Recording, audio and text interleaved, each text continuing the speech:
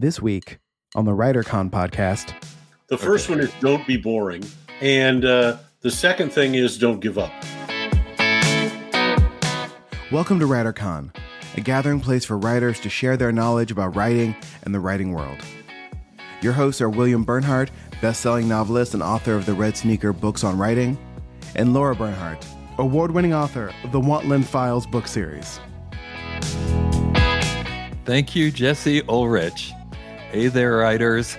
Thanks for joining us.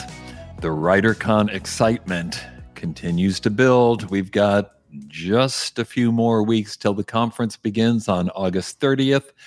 So there is still time to register and join this conference that offers over 70 speakers and more than 90 sessions. What are we up to on agents now? Because we keep adding them every day, well past 10, all open to pitches and actively acquiring new writers. We got 9 contest categories, and it is not, as we release this, too late to enter. There are many paths to publication today, as anybody who's been listening to this podcast already knows, but you can't use any of them if you don't know how. So come to WriterCon and learn how to take best advantage of the tools that can make your writing career more successful. Lara, you've been to a writing conference or two. Can you think of a time when you picked up something of value from a writer's conference? A time I picked something up? Yeah, pick the best one.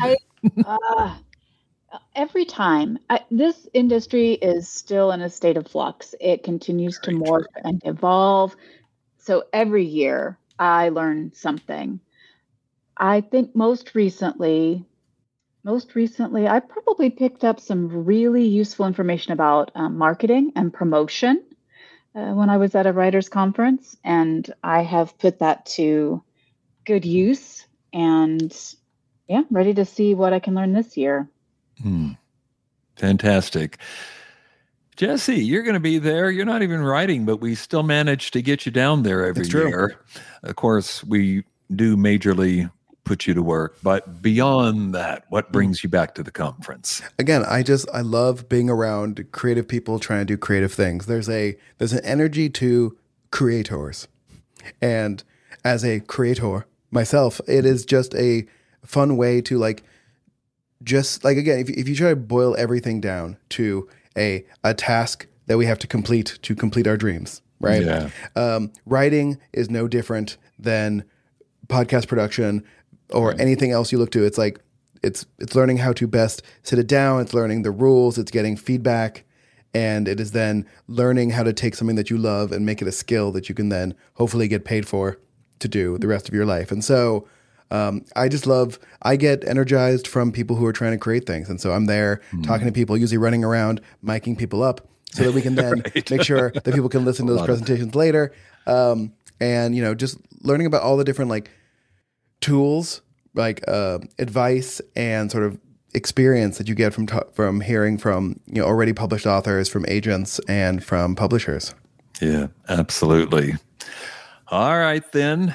Our interview today is with Bob Saenz, a multi-talented scriptwriter who will be speaking at WriterCon this year again. He's, I think, don't you get friend of WriterCon status at some point? I know on Saturday Night Live, if you've hosted 5 times, you get a jacket. Should we have WriterCon jackets for people like Bob? Yes. 100%. I love it. I'm behind this idea. You're in charge of that, Lara. Okay. Anyway, Bob is a very experienced screenwriter. He's worked in television and film. He's also done some acting in both.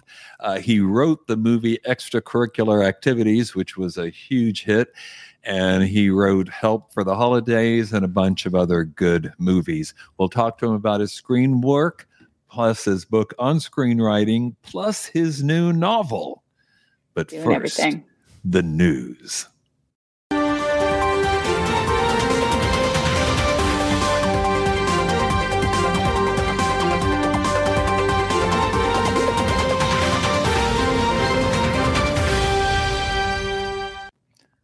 Well, we have a special theme for the news stories this time, which I know Jesse will be excited to know is romance novels.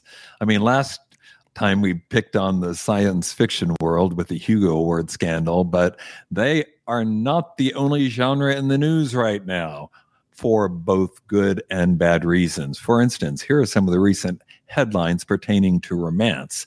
Sales of romantasy. Remember that? We told you it was the biggest thing last year. Well, sales of romantasy nearly doubled during the first 5 months of 2024, like cut off at the end of May, and they've already doubled last year. This thing is exploding. Perhaps in part as a result of that, more romance-focused bookstores are opening up. And even if in the regular bookstores, Barnes & Noble or whatever, they're putting romance in much more prominent positions. There's a reason for that. Romance sales have increased from 18 million copies, talking about print, in 2020 to more than 39 million in 2023. I mean, romance has always been the most popular genre, but this is just almost incredible. Teens are reading romance in record numbers, and femgore, yes, I said what it sounded like, Femgore, is reinventing horror fiction with this horror subgenre with, I don't know, feminism and gore, I would imagine. Yeah, it's possibly, I have read, rooted to a backlash against the torture porn horror movies that were popular for a while. But as if that weren't enough, that's not even the big story in the romance world. The biggest story is the collapse of RWA, the Romance Writers of America. Now, you may be thinking, when romance novels are doing so well, how can the RWA, the voice of romance, and romance writers be collapsing? But somehow that is what has happened. They filed for bankruptcy. They've canceled their annual conference, and it just seems very perplexing that when the genre is reaching new highs, RWA is falling apart. They've suffered an enormous drop in membership, like 80% in the past 5 years, and I suspect that would cause a crashing budgetary crisis. Apparently, the collapse comes after internal accusations that had to do with charges of discrimination and exclusion, kind of what some are calling systemic problems that have divided the group for decades. And now the whole thing is cracked and fallen apart. Laura, can you explain this? This seems so weird and surprising. The success of romance, or the falling apart of the bankruptcy of the Romance Writers of America. I have friends who are romance writers and did belong to the organization, who are choosing to leave as a result of some of the issues that they have seen. They've had some problems with accusations of bigotry and racism. And I know a number of people who felt that those accusations were strong enough, like they believed it enough that they didn't want to be part of an organization that could be perpetuating problems like that. Nobody does. No. To some extent, and this was last week too at the Hugo Awards, it seems like everything old is new again. I remember way back when, as you know, I was the president of Novelists, Inc., an organization for professional writers that started, at any rate, a large percentage of the members were romance writers, and actually how the organization was originally founded was by people who left RWA because they were upset, I think, when RWA started accepting associate members, that is, members who are not writers. But fans, readers, and whatnot. And then there's so many, the writers couldn't get their way on any of the votes, and so they decided to get apart and start a new group that would be restricted to writers, which, as you know, it still is today. I think it's a terrific organization. It's the most informative conference I go to every year, but it also dates back to problems with RWA. Jesse, knowing your passion for romance novels, can you shed light on this? It's not that strange that when something is hitting like a peak, that the sort of overarching organization has issues, because then usually something has changed in whatever that thing is when it gets, super popular. And they probably just literally could not handle whatever the new thing was, whether it's the different kinds of authors, the different kinds of fans, the different kinds of whatever. And so there were probably so many schisms that already existed that it just sort of blew itself apart.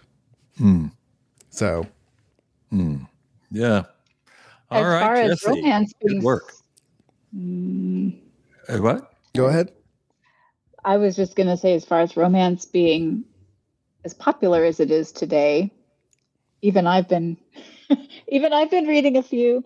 I think we're all just very eager for. I think we're all just eager for our happily ever after right now. I think that a lot of people, honestly, since COVID, I think people have been longing for just a happier experience, and they're finding that in the pages of romance.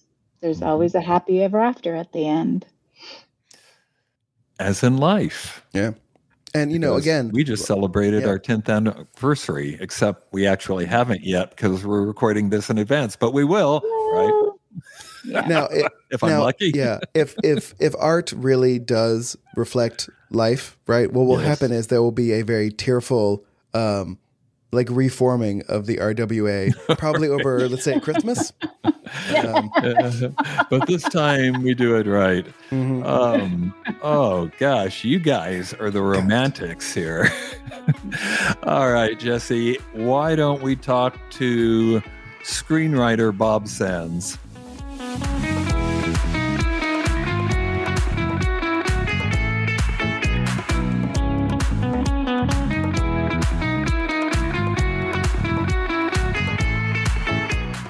Bob, welcome to the podcast. Thank you. I'm happy to be here. It's good to see you guys.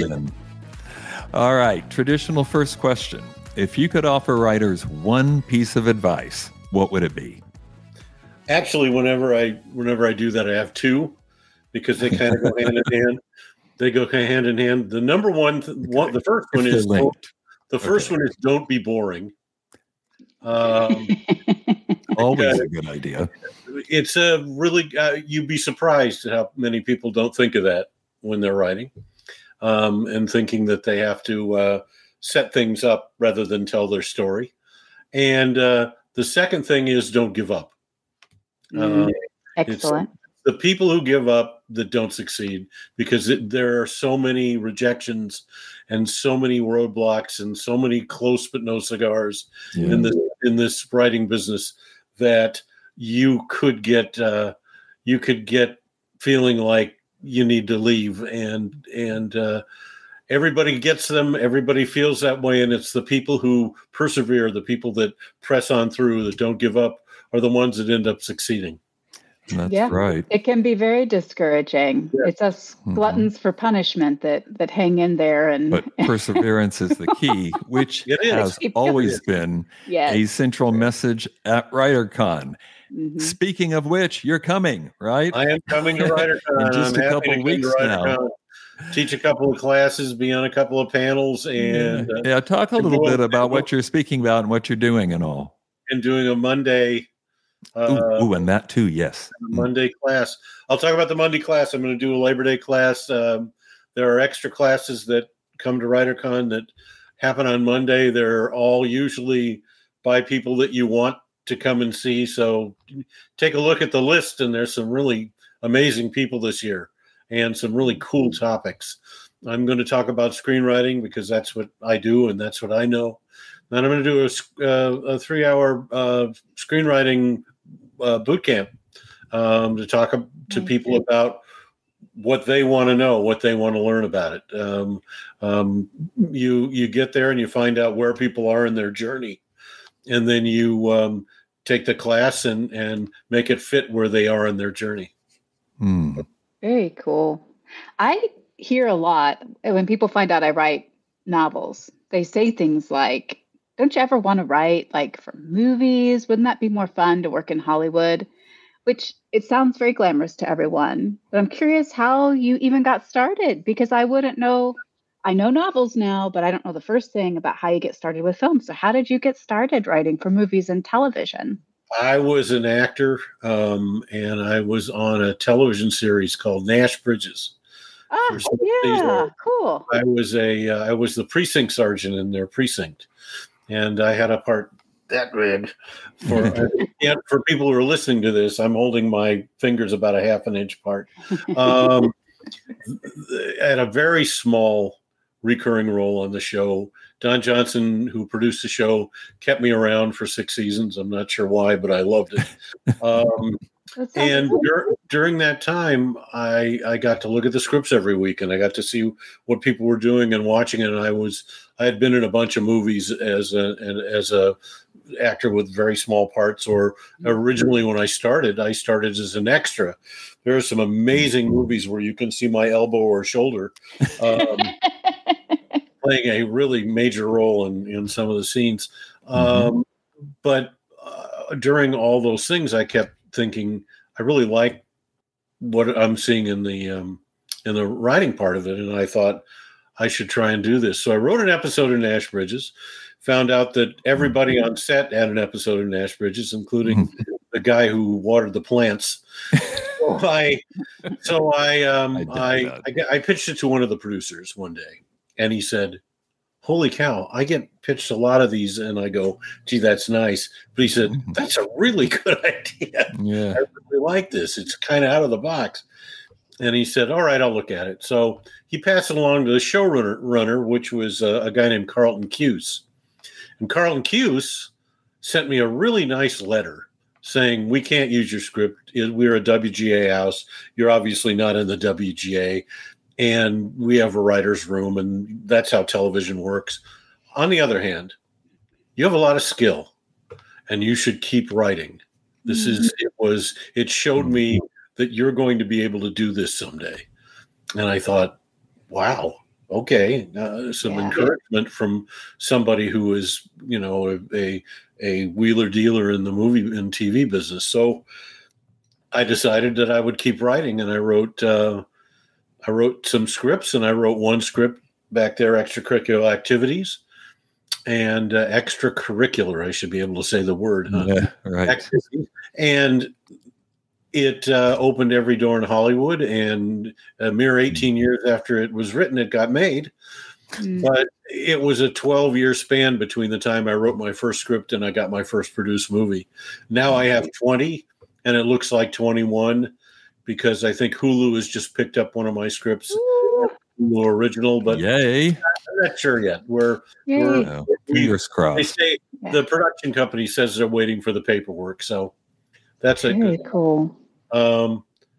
It's been a long haul, and it's the learning curve has been like this, and I appreciate every bit of help I got from people in the industry that I knew, and I did it all through networking, which is why I love what you guys do at WriterCon, because it's an opportunity for people who are not in any of these industries, in the publishing industry or in the film industry or any other industry that happens to be there, like video games or poetry or whatever else is going on at your conference, that they have a chance to sit around and openly network with some of the people that are there that they would never meet in a million years.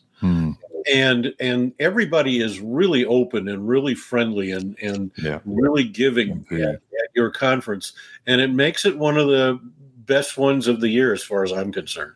Oh, thanks. Thank you for that. Well, I have to say, I think that comes from the top down. Bill is very selective in who he brings in so that we can have the kind of vibe that you're describing. So I'm happy to hear that. Yeah, it's always great people, and it's always amazing people, and you have agents and publishers and all kinds of people that come in, and they're not sitting over in a corner not talking to people, Right. and they're not saying coming down and giving a speech and then going back to their room. They're actually interfacing with people that are there and networking, and it's a really wonderful thing to kind of watch and be part of. Yeah, Well, I think the same way. What we hope for, which your story illustrates very well, it's amazing what a little bit of encouragement can do, and I think that you sharing your story really highlights that for us. It's one of the reasons that I try and be encouraging to writers that are trying to do this for the first time. It's not a zero-sum game, because somebody else succeeds doesn't mean that somebody else fails. Right. Everybody has the opportunity to succeed. It's not easy, and it's very difficult in the long run because there's so much competition and it's, to be honest with you, it's very hard to write something good. There's a lot. It's very easy to write something mediocre. It's very hard to write something. True. And so people have to understand that first time out, they're not going to write their best work. They're not going to write something that people are going to go nuts over. They're going to use whatever the first 2 or 3 things they write are to learn the craft of writing. And it's a craft. Okay. And there's so much to it. And your conference helps teach people, wherever they are on the ladder that they're on right now, their next step of where they should go with their craft. Yeah, that's the idea. Thanks. All right, let's talk about screenwriting. All right. Yeah. Laura? You also wrote a book about screenwriting. How did that get started? Yeah, let's see it. It's called That's Backwards. That's Not the Way It Works. That's not the way it works. And that's also not the way it works. It's a book about the business of screenwriting. There are a lot of books out there about what goes where and why, and there's some craft in it. And I talk about the basics of screenwriting, but it's the second half of the book that have caused it to sell every day of the week, which I am grateful to God for. Yeah, that it's about what you do once you write your script, where you go with it, what you do with it, how you market it, the pitfalls of marketing. Once you get it seen, how you act, how you respond. If you go to meetings, what you do in those meetings, how you take those meetings, how you respond to the people in those meetings, about listening, and about all the things that you need to know to be seen as a professional in the industry rather than not a professional. I talk about how the two things, and I know this is true in publishing too, because I just went through it with my novel. The two things that agents and publishers and producers and everybody else hates the most in writers is fear and desperation. Yeah. Hey, did you just mention a novel? Yeah. What's that about? It literally just came out right before the last WriterCon. It's doing okay, but I understand that it's not. In fact, I think William told me that it's not a sprint; it's a marathon. And that first-time novels, my first-time novelists, even though people know me as a screenwriter, sometimes don't catch on right away, but it's doing better than I thought it was going to do. And it's doing well enough to where the publishing company has asked me for a sequel. Nice. So I'm very pleased with that. And I got a New York publishing company, which I was extremely grateful for. And it's been a journey. It's a YA novel. It's kind of, the reviews have been spectacular. I'm very, very happy about that.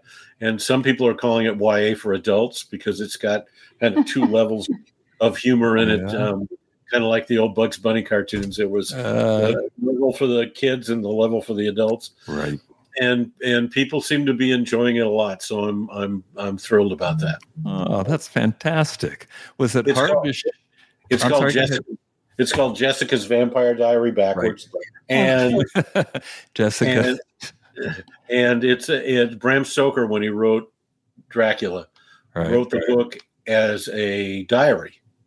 And since there's a Van Helsing in this book, I thought I would write it as a diary too. Sweet. Okay, what I was about to say was it hard to adjust from, writing screenplays to writing a novel? They're pretty different. You have no idea. Yeah. Screenplays are writing a compelling story in the least words possible. Novels, you get to do whatever you want. I mean, you get to write all kinds of things. So when I wrote the novel the first time through, I said, here's the story I want to tell, and here's what I want to write. So I wrote the novel, and I was done with it, and I had 79 pages. Oh, no. Yeah, and the reason I had 79 pages is because I wrote a skeleton. I wrote the basic bones without filling in everything else. And I realized that I was still thinking like a screenwriter and not thinking like a novelist. So I sat down and opened my another part of my brain and decided I would do the novelist part, and found it was, my wife says, whenever I come in and you're writing a screenplay, you're very serious, and I can see the concentration on your face. When she came in while I was writing the novel, she said, you had a smile on your face the whole time. I don't think I've ever had as much fun writing anything as I had writing this novel. That's wonderful. Well, what does a typical writing day look like for you? So what's your process? When I'm on deadline, when I have a script that's due, when I have an assignment, and I just started one a couple of days ago, I write 8 hours a day. Sit up here and I'll take breaks and go downstairs and screw around. And sometimes I write late at night or early in the morning. It just depends on the muse. And then when I'm not writing anything on assignment, I'm lazy, but I do write more. I play more golf than I do when I'm on assignment. But I try to write every day except for Sunday. Sunday's the only day I don't write. Would you call yourself a pantser or a planner? I'm a pantser. Okay. I am an absolute pantser. I know the ending, rock solid ending. I know the characters. I know what I'm writing about. I know the basic storyline, and I know, like, if it's a screenplay, I know the first 10 pages cold. I know, because I want to open up with something that gets people to keep reading. And then I let my characters take me on a journey on the pathway that leads to that ending. I don't let them get off that pathway. Well, you say, and that's fine, you can call yourself whatever you want, but you're saying you have the basic Thanks. The basic plot line, the basic outline for your story. It sounds like no, I don't even I haven't written an outline. I know what story I want to tell in your mind. All right. So I think I like to differentiate, just because some people hear planner and think that you have to have like this huge notebook outline full of stuff. And not necessarily. I mean, you can do some preparation and just know where your story's going. Yep. But that's good. As long as you have that rock solid ending that you're shooting for, you want your character, your protagonist to get, then you can let them do all kinds of things on the way that they tell you they want to do. You know, you have to listen to your characters. You have to pay attention to what's going on, and not be afraid to let them do things that you didn't think of until they kind of help you think of them while you're writing. You get there. Yeah. No, that's fun. I like you understand that. There are people who are writers and go, what do you hear, voices? I don't know. So what are you working on, I should say? What are you working on now or coming out next? I just finished a really interesting 2 short films for LA, the LA Baptist College or a university in Southern California is doing a really cool project for 9 to 12-year-olds that they called me and asked me if I would write a couple of the 10-minute short films. And they had to be complete stories, and they're calling a lot of professional screenwriters and asking them to do it so that they can turn them over to film students to have them make them. And I told them yes, and I wrote a couple that are pretty funny, and I hope and I with good message, and I hope that they read one of them so far, and the other one they haven't read yet, but they like the one they read. So I was happy about that. So I just finished that. I'm finishing up a project that I'm doing with an animation studio for a half-hour animation show. And then I have to write the sequel to Farmer and the Bell, which was a very successful film that came out a couple of years ago that they now want a sequel to. So I've signed a contract, and I'm going to write a sequel to Farmer and the Bell. And that's what I'm doing. And I have to write a sequel to the book. Which that might keep you busy for a while. Anyway. So I'm a little bit busy. Bob, thanks for being on the podcast, and see you in just a few weeks. Yeah, it's less than a month now. Right. All right. So thank you for having me. It's nice to see you guys again. And everybody out there, go to WriterCon. It's worth it. Thanks. All right, just a few parting words. Lara, who I've given no notice, and I'll give 5 seconds. What are the 5 best things, 5 reasons people should come to WriterCon? Just 5? Oh my gosh, Here we go. Okay. First, family. You're gonna meet a wonderful network of people that are gonna be there for you and be lifelong friends. 2, you are going to learn more in 3 days than you would believe is even possible. You'll need those recordings that Jesse will be making for us so that you can go away and take a few weeks to kind of unpack and absorb everything. 3, you will have the opportunity to meet with agents and pitch if you're ready. You will have the opportunity to meet one-on-one in sessions with people who can guide you to be ready if you're not ready. And I'm one of them. Pitch even if you're not ready, but that's true. In our conference, you can pitch if you're not ready. A better choice might be lunch with the agents, and then you can just relax and talk. Anyway, keep going. You're flying. 4. Did I mention that I'm going to be meeting with people one-on-one? Sorry, that was sure. 3. You. That's number 4. 4. You'll just have an opportunity to sing karaoke with us. We have fun. We focus so much on how much you came in costume learn last year and how you're going to meet. We did. That was super fun. But we also have fun. It's not all just going one after one after one. You'll be welcomed with open arms. We'll have so much fun. And 5, I'm going to be there. And surely you want to come meet me, right? In person. Exactly right. I know. I do. You can meet with me. I promise you, this isn't like other conferences where you show up and you feel lost and you don't know where to go and do. Everybody at this conference is going to welcome you in, and no one's going to let you feel like an outsider or like you shouldn't be there. We are very inclusive, and we love all of our writers. Yeah. Very well done. From now on, you do all the pitches for WriterCon. Fantastic. I hope we see a lot of you there. WriterCon.com is where you register and get lots of information about it. All right. Until next time, keep writing. And remember, you cannot fail if you refuse to quit. See you next time.